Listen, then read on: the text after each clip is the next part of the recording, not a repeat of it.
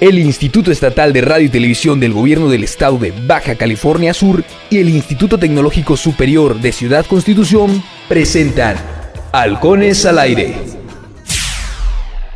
Hola, ¿qué tal? Una vez más estamos aquí en Halcones al Aire. Mi nombre es Esperanza Gutiérrez y agradezco el espacio que nos otorga el Instituto Estatal de Radio y Televisión del Gobierno del Estado de Baja California Sur a través de la 99.1 de FM y la 1050 de AM, la radio de Sud California. El día de hoy nos encontramos con la maestra Ana Karen Ramírez Becerra. Ella es licenciada en nutrición y es docente aquí en el TECNM Campus Ciudad Constitución en la carrera de gastronomía. Hola, ¿qué tal? ¿Cómo estás? Hola, Esperanza. Muy bien, muchas gracias por la invitación. Muchas gracias a ti por el tiempo que te has dado para atender esta invitación, para hablarnos acerca del tema del cual, te pedimos que nos orientaras un poco, que tiene que ver justamente con el tema de la alimentación, ¿no? de la nutrición y sobre todo del estilo de vida que tenemos todos en cierto momento. Yo creo que todo esto viene de nuestra misma educación, de nuestros hábitos, pero yo quiero que nos expliques y nos orientes en ese sentido, porque sabemos que a partir de una buena alimentación es que podemos tener una mejor calidad de vida. Entonces, justamente en ese tenor va orientada la entrevista. Y quiero empezar preguntándote, ¿por qué es importante incluir en nuestro estilo de vida una alimentación balanceada? Bueno, pues para empezar es muy importante recalcar y dar a conocer que México ocupa el segundo lugar a nivel mundial acerca de obesidad en la edad adulta. Entonces, realmente sí representa mucho los hábitos que nosotros tenemos. Hábitos en todo sentido de alimentación, de estilos de vida y tanto lo social, lo psicológico, lo mental que nosotros traemos. Entonces, pues los estilos de vida son determinantes en la salud de todos los individuos, de cualquier persona a cualquier edad, no importa. La actividad física influye muchísimo. Si nosotros tenemos una actividad física moderada, es muy importante nosotros también considerar la parte de la alimentación. Uh-huh. No funciona solamente hacer ejercicio si no tenemos una buena alimentación y de igual manera si tenemos una alimentación balanceada, no es solamente eso, si no tenemos una buena actividad física. Entonces es un conjunto de las dos. Por aquí traigo una información acerca de un estudio que se realizó en el año 2012 por la Universidad del Rosario en Colombia, en donde muestra cómo los jóvenes universitarios se encuentran expuestos a una serie de factores que los predisponen a adoptar conductas nocivas para la salud y así aumentar el riesgo de padecer enfermedades crónicas no transmisibles. Por esto es necesario crear conciencia e implementar estrategias que promuevan el cambio hacia los estilos de vida saludables, permitiendo mitigar efectos e impactando en la calidad de vida de cada uno de los individuos. Estos factores, si me permites mencionarlos rápido, sí, pues son los factores sociales. Ellos empiezan como muchos que vienen foráneos, empiezan a tener esta interacción por encajar, por crear sus redes interpersonales.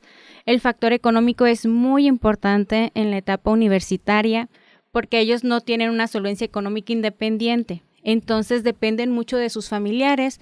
Alguna otra parte de nuestra población estudiantil puede ser que trabajen, que tengan que trabajar para ellos mismos sostenerse. Entonces en ocasiones van a haber esos días, ¿no? En que o saco las copias de la clase o como, ¿no? O como algo de manera saludable. Y la otra es un factor muy importante que es la limitación del tiempo. Una vez que ya entra en esta etapa universitaria, pues realmente no hay como tal ese tiempo disponible que pudieron haber tenido en sus etapas anteriores. Y estos factores en sí son los determinantes, ¿no? Okay. Pueden suceder muchas cosas, ¿no? A lo largo de nuestra vida vivimos ciertas etapas que a veces podrían condicionar, por así decir, el mismo estilo de vida. Sí, de hecho, la alimentación que nos dan en casa es muy importante porque son aquellos que nos van a traer recuerdos y que cuando nosotros crezcamos y los volvamos a consumir, nos van a llevar a esos momentos que emocionalmente nos van a hacer sentir muy bien. Entonces, ya que nosotros entramos a la etapa universitaria, ya los factores son más independientes, ya no dependemos tanto de casa. Incluso si no somos estudiantes foráneos, ya no vamos a comer, ya no coincidimos con nuestra familia en desayuno ni en comida. O sea, ya te haces a lo mejor un comedor nocturno, de que ya llegas a tu casa a 8 o 9 de la noche, empiezas a hacer tarea, a las 11 te das cuenta que no has comido y entonces empiezas a comer. Entonces, todo este tipo de trastornos, de síndromes, que no nos damos cuenta que los estamos adquiriendo, ya forman parte de nosotros en esta etapa universitaria. ¿Se puede llamar entonces como un síndrome? Existe el síndrome del comedor nocturno. Okay. No lo había escuchado. Y a lo mejor posiblemente te ha pasado. Sí. Sí, a todos nos ha pasado en algún momento.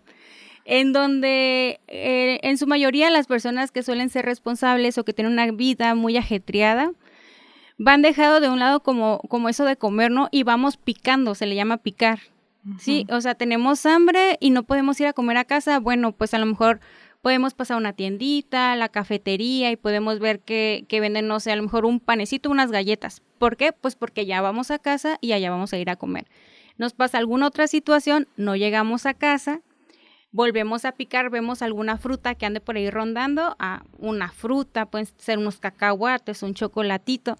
Hasta que ya llegamos a casa, nos cae el 20. No he desayunado, ¿no? Y para cuando cae eso ya son 8 o 9 de la noche. Entonces, ¿qué pasa cuando nosotros somos comedores nocturnos? Pues la digestión no se lleva de una manera natural o en los horarios que deben de ser. La digestión tiene unos procesos, no sé, incluso hasta de 8 horas. Entonces, no se va a alcanzar a digerir para cuando nosotros vayamos a dormir. Pues es un todo, ¿no? Así como lo es el tomar alimentos, también el sueño es un alimento, es otro tipo de que te repones y pues a lo mejor están muy, muy próximos, ¿no? Esos dos procesos. Exacto. Justo cuando nos mencionabas los datos del estudio que mencionabas y a esa la siguiente pregunta que voy, porque nos mencionabas algunas posibles repercusiones que pudieran darse en cualquier persona, ¿no? Llámese, la persona pudiera estar en cualquier etapa de su vida, pero específicamente yo quiero preguntarte, ¿cuáles son las repercusiones de una mala alimentación de forma específica en el rendimiento escolar? Bueno, todo el mundo sabemos que si... ¿Cómo es ese dicho que si no comes no entran las letras? No recuerdo muy bien. Con hambre no entran las letras, Ajá. ¿algo así? Sí, algo no así. No recuerdo muy bien ese dicho coloquial, ¿no? Pero las letras no entran cuando se tiene hambre. Cuando se tiene hambre. Sí. Bueno, podemos ver incluso nosotros con los indicadores que tenemos en la escuela y dar en el punto de que es precisamente por esto. Parte de las repercusiones pues pudieran ser el que llegan estudiantes estresados, malhumorados, que se irritan muy, muy fácilmente, que llegan con somnolencia, con falta de atención. Entonces eso provoca que tengan distracciones y que por ende bajen su rendimiento académico. Aquí también es muy importante hablar acerca de la depresión. En muchos casos, cuando se tiene hambre o cuando no se come de manera adecuada, pasas por estos cuadros depresivos sin darte cuenta. Entonces, es muy importante que aprendamos que también los problemas de salud mental se atienden desde la parte de la alimentación. Otra parte también muy importante es que pues la falta de memoria, el bajo rendimiento académico termina en una deserción escolar. Entonces, sí es muy importante la promoción de los hábitos de alimentación, la vida saludable para poder tener pues un plantel de estudiantes universitarios pues saludables, ¿no? Con una mayor calidad de vida. Exactamente. Proyectando a la calidad de vida porque pues, la mayoría son muy jóvenes. Entonces, puede decir, a lo mejor en este momento de su vida no lo van a ver tan con impacto. Tan de impacto, pero cuando avancen los años, pues se mira más, ¿no? Sí, yo siempre he tenido como que la curiosidad de hacer un estudio longitudinal, un seguimiento de los estudiantes cuando entran al primer semestre y de cómo egresan. Al menos, pues yo que trabajo en el área de gastronomía, los muchachos siempre dicen, ¿no? Que ahorita que estábamos en uno de los restaurantes, decían los muchachos si se recordaban cómo ellos entraron, ¿no? Delgaditos, completamente distintos a como ellos están ahorita. Y ellos pues pusieron atención en eso, pues de que ahora ellos están más gorditos y lo hacían como muy enfático a que es gastronomía y que ellos consumían más alimento. Pero no es que consumas más alimento, o sea, si tú consumes más alimento, no es que tú vas a tener más volumen. Igual, si tú no consumes los alimentos en los horarios que tú debes de consumir, de igual manera, tú vas a tender a ganar más peso. Ajá. Para seguir con la entrevista, ¿cuáles son las principales características que se deben considerar a la hora de elegir los alimentos a consumir? Sabemos que todos tenemos somos diferentes, vaya. Tenemos actividad física distinta, tenemos actividades propias, a lo mejor laborales distintas. Entonces, ¿qué podemos hacer en ese sentido, ¿no? ¿Qué debemos considerar? Bueno, yo lo primero que les recomiendo es que antes de hacer las compras siempre lleves un listado y vayas después de comer, ir sin hambre, porque el ir sin haber llevado esta alimentación previa te va a despertar el apetito y vas a cargar tu carrito de antojos. Entonces es muy importante que previo a esto tú hagas un listado de lo que te haga falta a ti en tu alacena. Lo más importante, obviamente, es que tuviéramos la disciplina de nosotros mismos crear un menú y solamente surtiéramos esta parte del menú. Entonces, si tú me preguntas de cómo hacer esta selección de alimentos, pues desde luego siempre iniciar por los alimentos locales, alimentos que sean enteros, que sean frescos, que tengamos muy pocos alimentos procesados en nuestra mesa y poco disponibles, ¿no? Porque en esos ataques de ansiedad que a nosotros nos puede llegar a dar, vamos y si en nuestra alacena tenemos esos alimentos que casi siempre son densamente calóricos, pues obviamente vamos a caer en eso.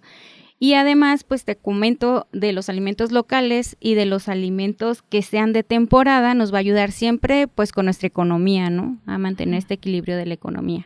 Me llamaba esa la atención que dijeras que fueran locales, porque no sé si tendría que ver también con una cuestión del ambiente, del medio ambiente, no sé, por cuestiones de que hay ciertos productos que se dan en la región y que son más, a lo mejor, más comunes aquí. No sé si tenga algo que ver, estoy...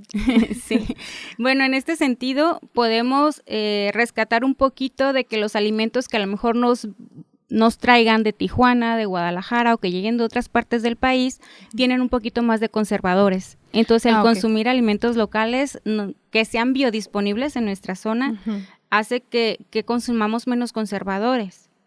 Aparte, es un costo más asequible. Por ejemplo, aquí tenemos la facilidad que vamos a algunas tiendas y allá afuera están los niños o personas vendiéndonos espárragos por 10, 20 pesos. Si nosotros vamos a La Paz y están en 90 y si viajamos al centro del país, 150 pesos.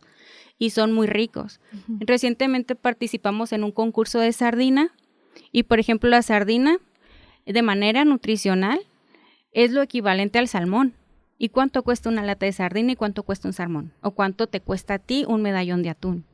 Entonces, realmente, Baja California Sur, en sí, Ciudad Constitución, Comondú, nosotros estamos rodeados por costas, tenemos alimentos frescos del mar, pescados, mariscos, lo que se te antoje del mar, así como la agricultura. Cerca podemos tener pues naranjas, que son las mejores naranjas a nivel nacional. Tenemos jitomate, tenemos pimientos, tenemos alimentos, pues no sé, ya como frutas sandías, guayabas, etcétera. Entonces, si nosotros abriéramos un poquito más nuestro panorama de qué es lo que los productores locales están produciendo, pues otra cosa sería, al igual que la iniciativa de los tianguis, que últimamente ya están como un poquito más evolucionando aquí en la ciudad, yo lo aplaudo, porque la verdad es una iniciativa que sí nos va a impactar en cuestión de alimentación. Alimentación y económicamente, ¿verdad? También, sí. Es muy común y sobre todo ahora que está tan de moda como y son situaciones ya muy personales, ¿no? De personas que se ponen a dieta por diferentes situaciones. Hay personas que lo hacen por una cuestión meramente de apariencia, pero hay quienes lo necesitan por una cuestión de salud. Entonces, en esa parte muchas veces se restringen ciertos alimentos a la hora de llevar cierto tipo de alimentación. Entonces yo te pregunto, no sé, pueden llegar a existir ciertos alimentos malos o nocivos? Realmente no existen alimentos malos. Hay un libro, cuando era estudiante lo leí muchas veces, de Esther Casanueva, de Nutrición y Dietética. Ella hace muchas pautas en cuanto a recomendaciones dietéticas y nutricionales, y menciona que todo cabe dentro de una buena alimentación si lo sabemos balancear. Entonces, en este sentido, los únicos alimentos que podemos considerar que son malos, pues serían los que estén en estado de descomposición, o bien alimentos restringidos, pero ya por alguna condición muy personal, puede ser una intolerancia alimentaria o una alergia alimentaria. Ok. Entonces, solamente por esa razón pudiera ser que un alimento fuera nocivo. Sí, también es importante recalcar que pues todos los alimentos que nosotros conocemos tienen porciones. Existen libros que a nosotros nos marcan las porciones adecuadas para poder obtener energía y nutrientes esenciales de estos alimentos. Entonces, pues realmente no son malos. Ya si nosotros los consumimos en exceso, pueden ser nocivos, pero eso ya es una decisión voluntaria, ¿no? Ya algo propio, no del alimento. El alimento está disponible y él no te dice cómeme, somos nosotros los que lo elegimos comer. Por lo general, a lo mejor la mercadotecnia dice eso, ¿no? Sí. Pero realmente el alimento en sí está ahí. Ajá, sí, está disponible. Actualmente hay, yéndonos a lo mejor un poco en esta línea, actualmente pues se puede ver que creo que fue en el 2020 que empezó, cuando se etiquetaron los alimentos con los octágonos para avisar de los excesos de ciertas cantidades de sodio, de grasas saturadas, etcétera, de otras cosas, en algunos alimentos, sobre todo en los alimentos que están empaquetados, enlatados. Y dentro de este tema yo te pregunto, ¿consideras que esta acción puede contribuir a lo mejor a concientizar al grueso de la población en cuanto a la moderación en el consumo de ciertos alimentos? Bueno, en la pregunta que tú me haces de que si es algo positivo, sí lo es.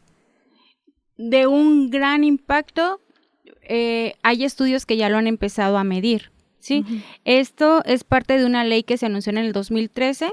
Entonces, pues son pequeños peldaños que se han ido avanzando en cuanto a nutrición.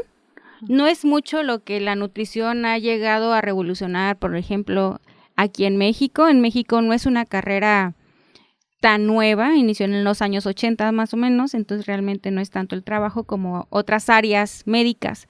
Sin embargo, pues estos son una manera que a nosotros nos apoyan de manera lúdica a brindar una orientación alimentaria más amigable para los pacientes, para las personas que estamos atendiendo. Por ejemplo, si nosotros tenemos un paciente con problemas de hipertensión arterial, y los alimentos que ellos tienen que minimizar son aquellos que contengan sal, entonces uno le dice, es que no debes de consumir sal, ¿no? Uno va a las instituciones de salud y te dicen, no, es que te tienes que poner a dieta, y te sacan una lista, ¿no? Y estos son los alimentos que no puedes comer, y entonces la gente se asusta, ¡guau! No puedo comer nada. No es eso, simplemente son aquellos que tienen mucha sal. Sodio, en este caso, sería un octágono que diga alto o exceso de sodio. Y pues de estos pues tenemos muchos alimentos. Entonces, si tú necesitas evitarlos, pues es una manera en que te alerta. Si tú estás de manera saludable y lo necesitas consumir, ok, consúmelo de una manera moderada. Entonces, realmente sí tiene impacto. También, si me permites mencionarlo, hay otro estudio que se realizó en la Universidad Católica de San Pablo. Esta se encuentra en Perú. Este ejercicio consistió pues en analizar el impacto de estos octágonos en el comportamiento de consumos procesados, de alimentos procesados en universitarios. Entonces, el 50% de los encuestados refirió que ha hecho modificaciones en su alimentación debido a la presencia de estos octágonos. Entonces es un muy buen porcentaje de población que sí está teniendo cambios, pues. Entonces, a lo mejor muchos dicen, ¿no? Porque cuando le pusieron este octágono a una lechuga, no sé si te acuerdas que anduvo por ahí circulando y que todo el mundo se reía, no hay que comer lechuga. Pues bueno, pues la lechuga a lo mejor sí puede tener algunos excesos, a lo mejor que durante su procesamiento, no sé. Sin embargo, pues no es un alimento malo, pues. Como te digo, tú hay que saberlo siempre balancear. Sí, justo también no puedes, no sé, creo, a menos de que tú me digas lo contrario, comparar a lo mejor el exceso de, pues no sé, de alguna grasa o sodio en algún fruto o en algún alimento fresco que en un alimento que está enlatado quizá, o en algún alimento que está procesado de otra manera, no sé. Sí, por ejemplo, no es lo mismo la grasa que nosotros consumimos al consumir un aguacate, ajá, a la grasa que nosotros consumimos a lo mejor en la carne deshebrada de X marca que ya te la venden lista para que tú la precalientes en tu casa y te la consumas, uh-huh. Pues. Son grasas completamente distintas, una es animal, la otra es vegetal y tienen diferentes implicaciones en nuestra salud. Una está natural y la otra ya viene procesada. Justo en esta idea que comentas acerca de la carne que está viene procesada, ¿no? Y que viene en algún empaque. También esa grasa, me imagino, o no sé, si sea diferente a la que, por ejemplo, es carne fresca que compras en una carnicería. Bueno, lo que pasa es que la carne que se procesa ya trae en sí aditivos que ayudan a su conservación. Okay. Entonces, la carne fresca, pues obviamente es más natural. En este sentido podemos hablar que si nosotros dejamos esa carne aunque esté refrigerada, puede surgir este sabor como rancio. No sé si de repente has comido algunas papas que están cocinadas con grasa y que agarran este sabor rancio. Ese sabor rancio también existe dentro de las carnes rojas, sobre todo en las procesadas, pues, porque si nosotros las tenemos frescas, cuando se va descomponiendo, o sea, queda putrefacto. Pero en este caso, con la presencia de conservadores, es otro efecto distinto. Okay. ¿Qué otras cosas o qué otras acciones más bien de concientización se pudieran hacer desde, sobre todo en nuestro caso, desde las instituciones educativas para promover un estilo de vida más saludable orientado a la alimentación? Bueno, en primer lugar, el seguir dándole la importancia que requieren las actividades deportivas. Son muy importantes. Llámese fútbol, básquetbol, vóley, natación, karate. Cualquier tipo de actividad física siempre va a ser formidable para los estudiantes. Puede ser que tengan un día demasiado pesado y que se vean a realizar una actividad complementaria y saquen todo el estrés que tienen. Entonces ya están ellos nuevamente listos, sus energías, para continuar sus actividades. Uh-huh. Al igual que actividades recreativas, pues como la danza que aquí se está haciendo, estas actividades que se están haciendo también acerca de los maratones, ya sea pues corriendo, caminando, como llegues, andar en bicicleta, estos recorridos que se hacen en bicicleta, no tanto de expertos, sino que uno que a lo mejor apenas se quiere incorporar, pues son amigables, ¿no? Que puedes llegar a hacerlo. Otra que también es muy importante pudiera ser a lo mejor ofrecer alimentos saludables dentro de por ejemplo, la cafetería, ¿no? Uh-huh. Ahí en la cafetería que pudiera existir alguna parte del menú que sea saludable y que tenga un costo significativo para los estudiantes. Uh-huh. En ocasiones sabemos que el consumo de frutas y verduras es algo que puede encarecer nuestra alimentación, sin embargo, sí es importante y debe existir la manera para poder implementarlo.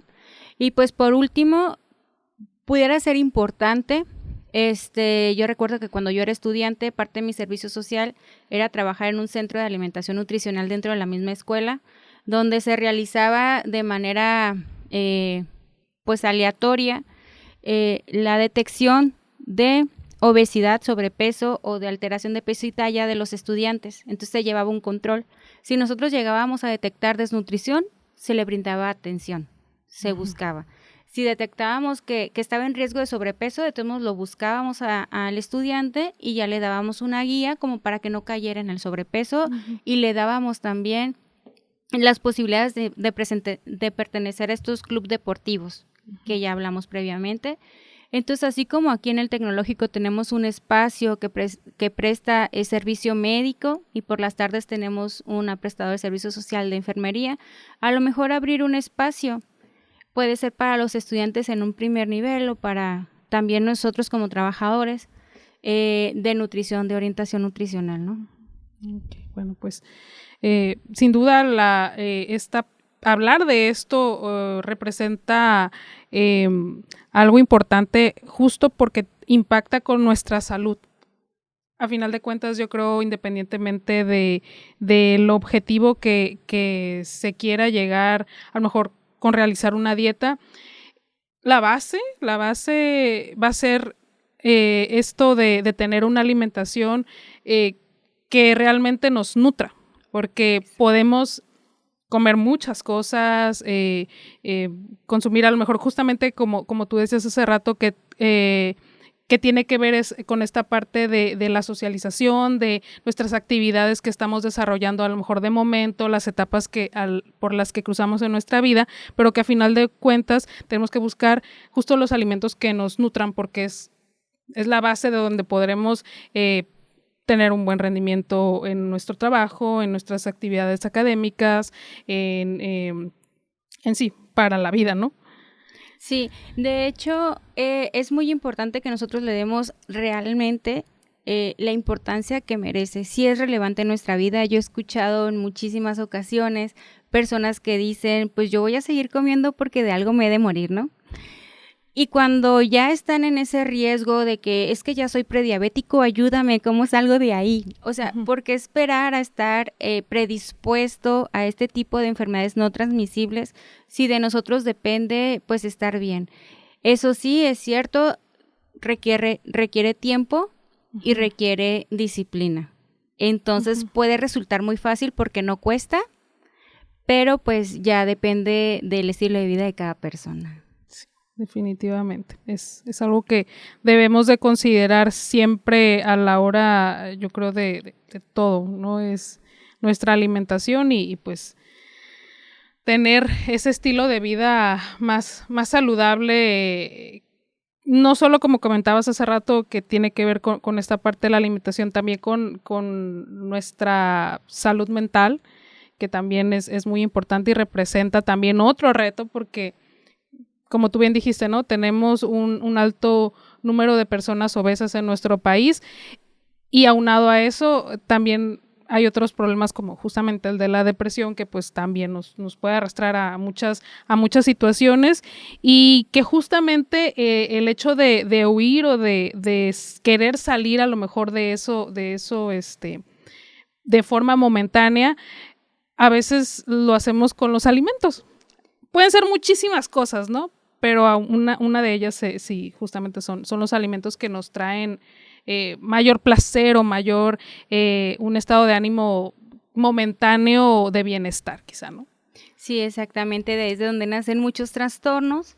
Y pues bueno, tratar de recalcar que el cuidarnos realmente no nos cuesta económicamente si lo comparamos cuando ya estamos predispuestos o cuando ya estamos en el problema. Salir del problema sí cuesta. Y es muy difícil aparte. Sí. Bueno, pues te agradezco muchísimo el tiempo que nos has dado para esta entrevista, que nos hayas hablado de todo esto, de la importancia de una buena alimentación en nuestro estilo de vida, de que nos hayas compartido la información de estos estudios, y que bueno, nos hayas dado también estos tips para ir a la hora de comprar nuestra alacena.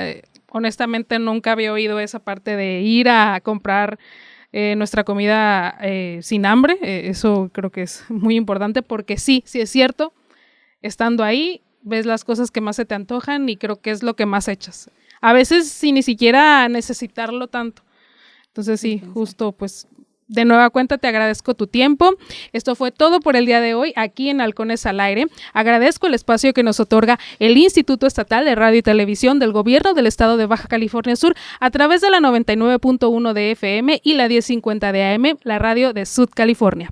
Mi nombre es Esperanza Gutiérrez y nos vemos y nos escuchamos hasta la próxima. El Instituto Estatal de Radio y Televisión del Gobierno del Estado de Baja California Sur y el Instituto Tecnológico Superior de Ciudad Constitución presentaron Halcones al Aire.